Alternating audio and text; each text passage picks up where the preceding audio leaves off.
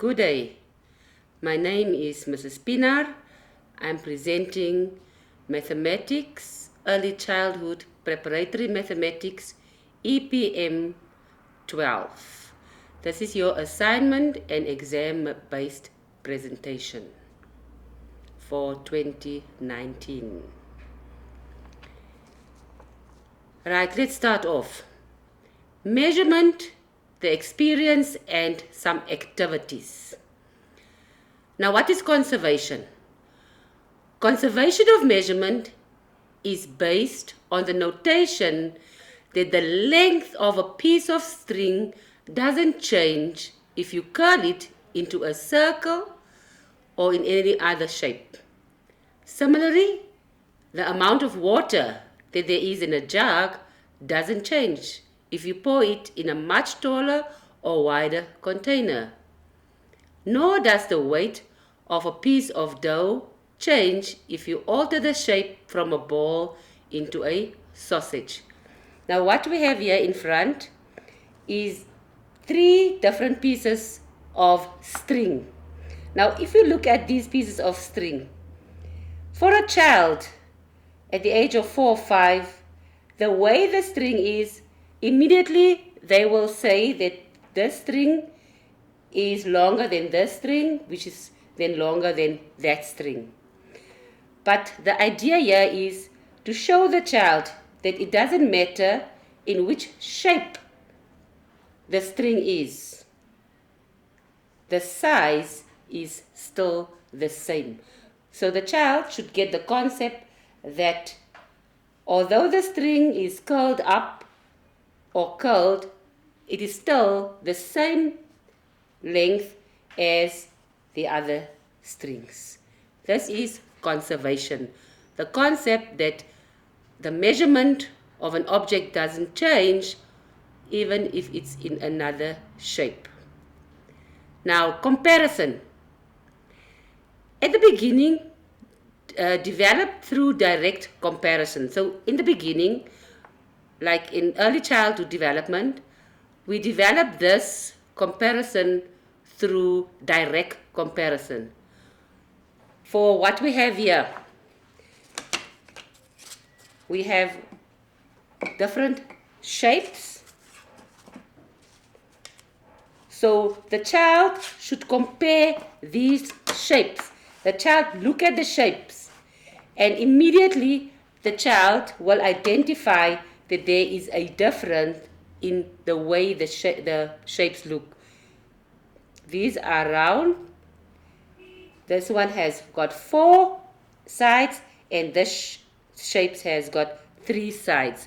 So comparison should be direct comparison where the learner can immediately see the difference in the shapes or the sizes even of different shapes. So what we have here, comparison at the beginning, it's developed through direct comparison where you can find out whether the t-shirt is bigger or smaller by placing one t-shirt on top of the other or one shape on top of the other. Yeah, both of these shapes are round. Both of these shapes are round and the child can immediately see that this shape is smaller than this shape.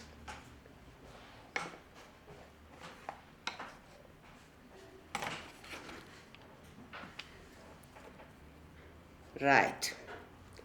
Why is it important that children should be able to identify colors and shapes? Colors and shapes are ways learners observe and categorize what they see. These are very recognizable characteristics and it encourages children to define and organize the diverse world around them.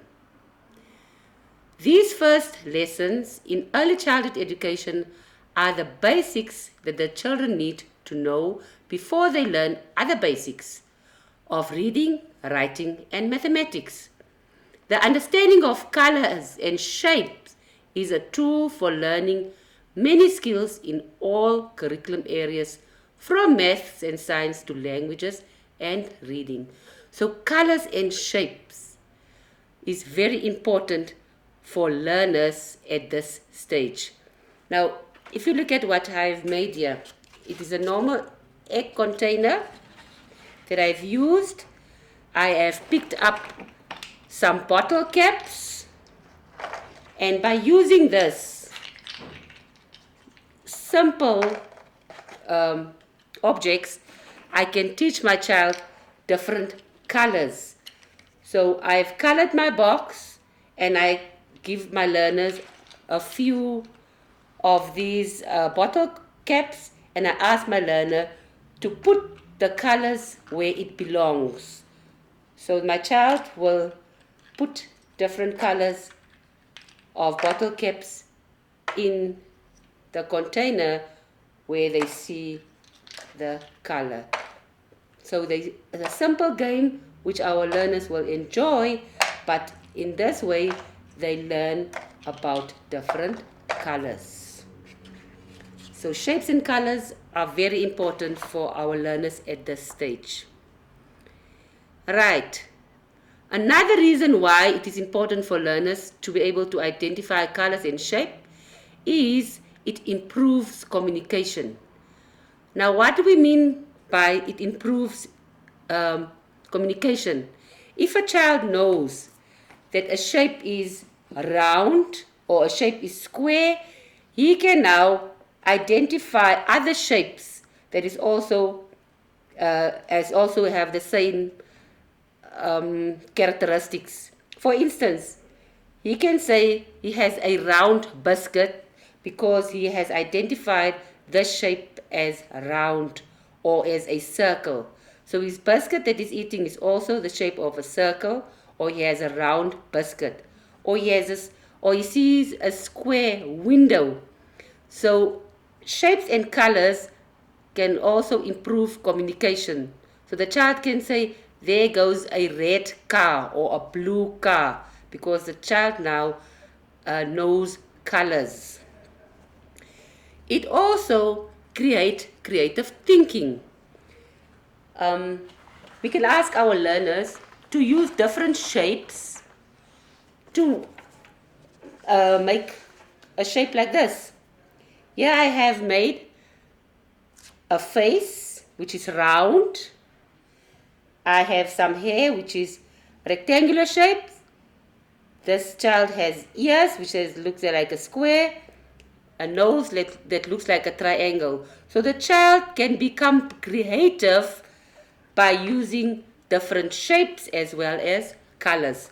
So the fact that the child is able to identify shapes and colors can also bring about his creative skills.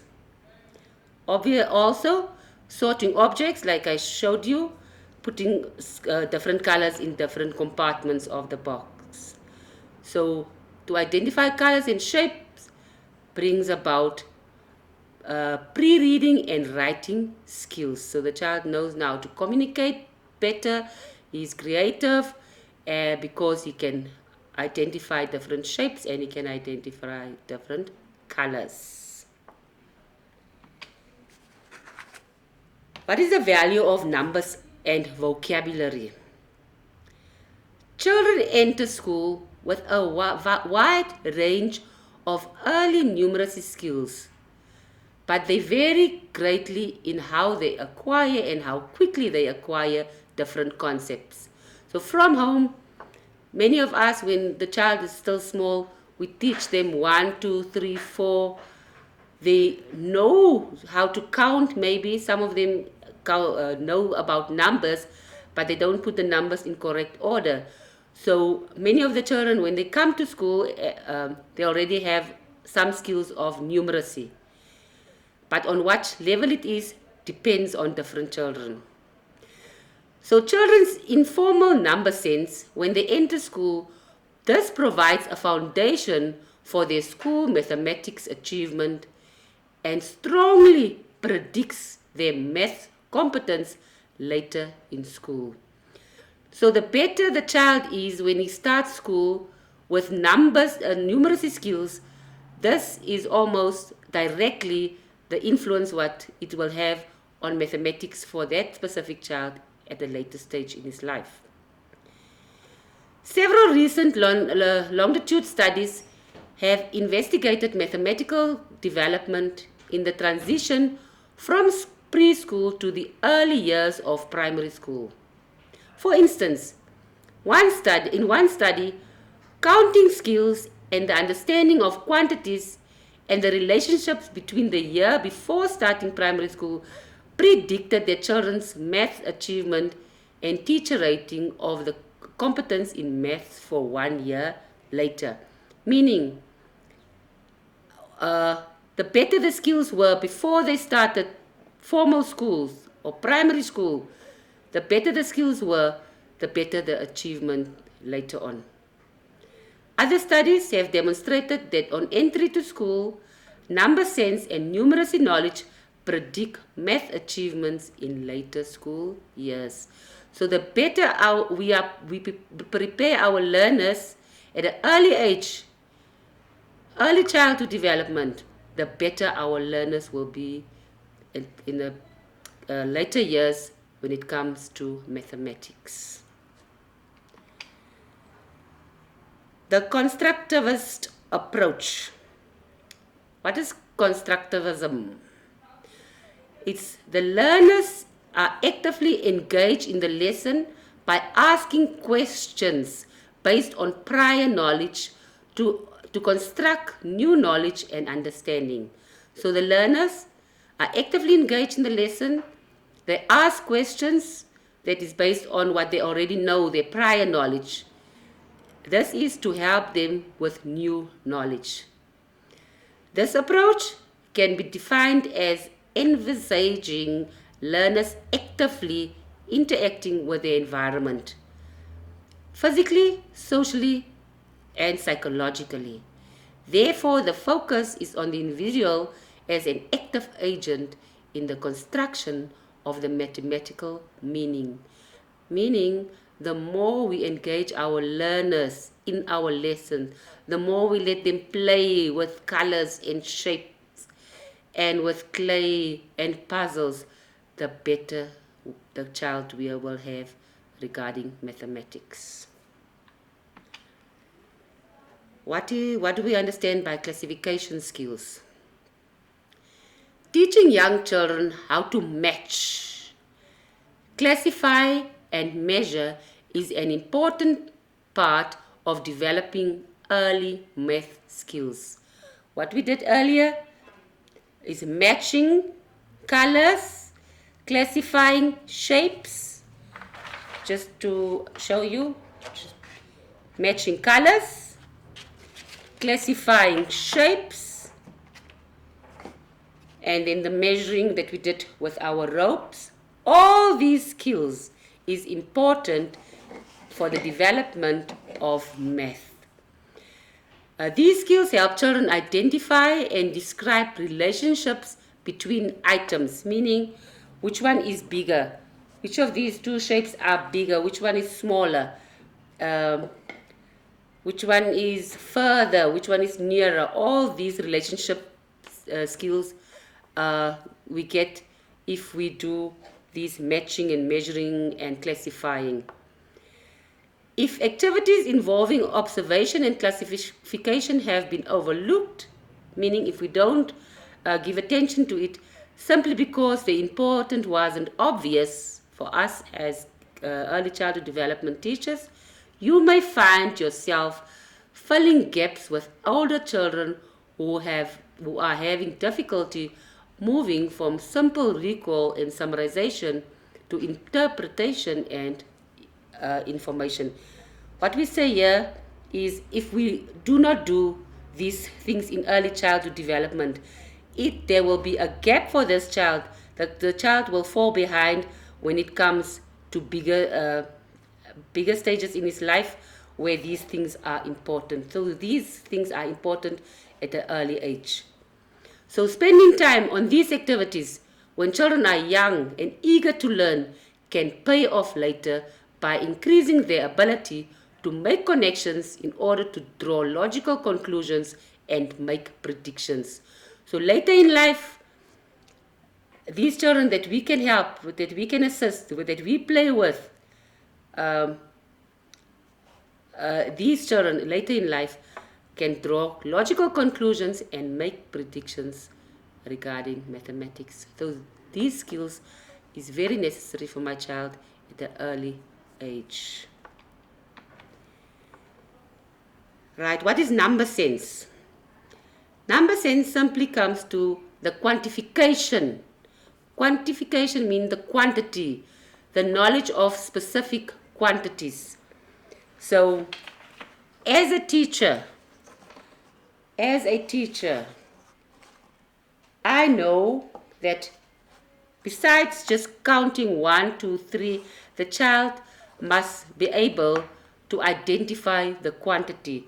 So my child should know this is one object, these are two objects, and so forth. 3 objects. And the child should also be able to put the number with the quantity. 1, 2 objects, 3 objects. So as we play, as we go along, my child should later on be able to put a quantity at a specific number, so that the child can know what the quantity and the number looks like. This is also number identification and also one-on-one correspondence. Also, number sense has to do with composing numbers. Composing numbers, meaning addition. To compose is to add. So I play with my child. I ask my child to give me 2 bottle caps and another bottle cap. And the child should tell me that now, altogether, he has 3 objects. So composing numbers is just addition for our learners. So the child can play. I have 3 objects plus 1 object.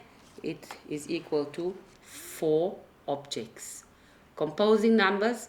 The same goes for decomposing numbers. If I have 3 objects and I take 1 away, the child should know that he only has 2 left.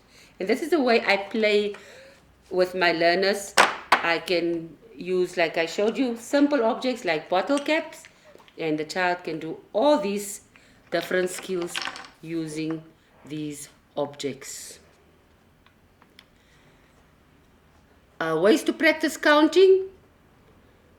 Counting, as they put it, rather, we count as we put away our toys. For instance, you ask your child to put all his toys back in the box. And as he put his toys back in the box, we count together. 1 teddy bear, 2 teddy bears, or whatever balls is lying around. So as the child put his toys back in the box or back where it belongs, the child count. So we place, but in this we are practicing counting. Other ways on practicing counting is singing rhymes. There's a lot of rhymes that has to do with counting. 1, 2, buckle my shoe. 3, 4, pick up sticks. All these rhymes, in this we instill numbering or counting in our children. We also should use our hands. I use my hand when I count to my child. 1, 2, 3, 4, 5, so that the child can see the quantity. As the child counts, he sees the quantity all the time. So later on the child will be aware of that so many items, I have 5 items. So using your hand while saying or singing numbers or number songs, using items or your fingers to provide a visual indication of each number. This will help the children learn that each number represents and begin to help them recognize the concept that some numbers are more or less than others. Right? Facilitating activities that include numbers, using a dry eraser board or sidewalk chalk to draw a series of dots in a recognizable shape. So even on the pavement, even in the class, you ask your child to draw some circles and ask the child to just draw one dot in the first circle, two dots in the second circle, in the third circle. The child can make 3 dots. This is practicing counting. Right. Skills of seriation. What is seriation? Seriation can be defined as the ability to arrange objects in order by size. So I have different objects, and according to the size of the objects, I arrange it. So seriation is a mathematical concept that involves organizing or ordering things in a logical way. Arranging objects in order by size, location, or position. Size, the biggest, biggest, or smallest by size. Location, which one is further away from me. The teacher's table is far from me, but Sila's table is further from me. Location and also position. This one is first, second, third. That is the skill of seriation. So seriation becomes more natural as children enter early childhood education centers or schools. The development of seriation skills is a step-by-step process. As children grow and develop, their ability to seriate will also develop. So all these skills of first, second, third will develop as they grow older. But for my learners in early childhood development, I have to always compare objects so that they know about the comparison between size, location, and position. Why is it important to compare? The importance of comparison. Comparative thinking is one of our first and most natural forms of thought, to compare. We know that when we give our children food when they are small, they will always say, Johannes has got more meat than what I have. Why do I have such a small piece of meat or a small piece of chicken? So comparison for our children becomes is natural. Now, when we are infants, one of the first differences we must identify is that between mother and somebody else. That is comparative thinking. So without the ability to make comparison, to set one object or idea against another and take note of similarities and differences, much of what we are called learning would quite literally be impossible. So if a child cannot compare, then it will make learning for that child difficult. So as we go along, as we teach, incidental teaching, as we teach, we always use comparative words. Which one is bigger, which one is smaller, which one is further, which one is nearer. The comparative words that we should use all the time during our teaching. Okay. Materials and resources that we should or can use when we talk about problem solving. Now, we experience in later stage in learners' life that they are not able to do problem solving sums, and it's because there was a lack of playing with these objects when the child was still small, at the early stage in the child's life. So for us to assist this child to become a better math student later in life. These are materials and resources that we can use during our lessons when we play with these children. So first of all, puzzles. Now the puzzles don't need to be puzzles that I buy from the shop.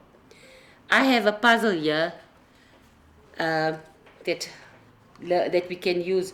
A simple carton, juice carton that I have cut up, that I can give to my child. And I just ask my child to match these objects.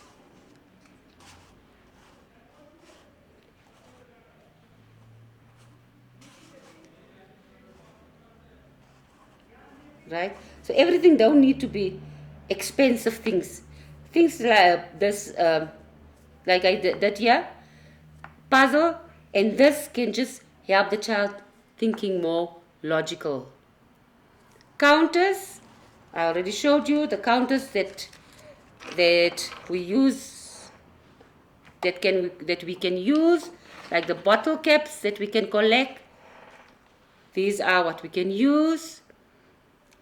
Cubes, beads, wooden blocks, Legos, like on the picture there, Legos. These are all things that later on they help the child